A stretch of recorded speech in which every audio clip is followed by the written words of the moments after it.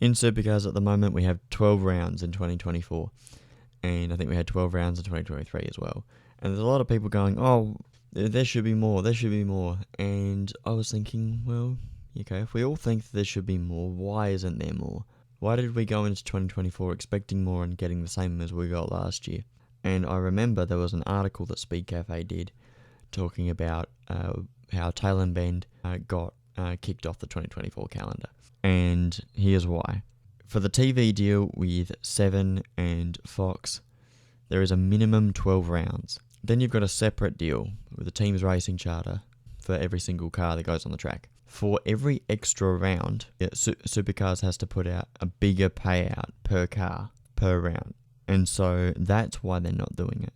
And now I think I saw an article, I don't know if it was on Speed Cafe or where it was, that Supercars is now negotiating to change the conditions of the team's racing charter. And it's probably just to make it so that we can have more rounds, because everybody wants more racing. The drivers want more racing. The teams probably want more racing because it's better for business. And let's just change some of the terms, maybe change some of the financial things about it. So I don't know how much of a big impact the TV deal has, but it's the team's racing charter that's holding them back. The Bend was not able to provide that $1.44 million so that Supercars were actually able to do that round without big financial repercussions or risks. That's why the Bend got knocked off the calendar. So in 2018, we had 16 rounds. Went to every single track. Queensland, Phillip Island, Winton. It was Tail and Bend's first year. Every track you could think of that was able to do the job and had the facilities for Supercars, Supercars went there. That's the big reason, and that's what's going on right now. Is we're seeing Supercars negotiating to get that stuff sorted so that we can do more racing. Roland Dane did an article talking about it. He had his own interesting perspectives. He did talk about the payout for the extra payout, and he said that Supercars should work on reducing that, and I think that's probably what they're working on now. And so, assuming that the TV deal isn't really a big issue for it, once they get that stuff sorted in 2025, we should have a bigger calendar. Don't know if we need more races per round, but we definitely need more rounds.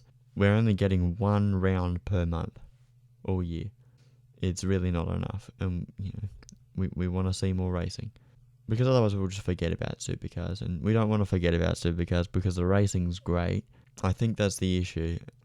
And so it's a quick sort of video. I did have other things that I wanted to bring into it, like you've got your financial factors, like securing government support and getting the naming rights sponsors and stuff like that. An interesting thing that I noticed about Winton was that it didn't actually have a lot of naming rights sponsors. It was just sort of sorted by the organisers of that track. And so when people say, Supercars is screwing everyone over, it's not on purpose. You've got to think about it. The current TV deal and the current TRC deal was probably sorted during COVID. So you've got the TV deal and stuff was sorted for 2021, and in 2020 we had several back-to-back rounds, so it was actually really good to secure a minimum 12 rounds so that we knew that we were going to have 12 rounds every year. The team's racing charter was organised at the end of 2021 as well, so that stuff was also done around the same time. They've just got to renegotiate it, get everything lined up the way it needs to be, and then we'll get back underway. Why it wasn't sorted beforehand? Look, we had other stuff. We had Gen 3 parity. That was an absolute nightmare. As fans watching it going, I can't believe this isn't sorted. For teams having to sort it, everybody probably was really frustrated with it.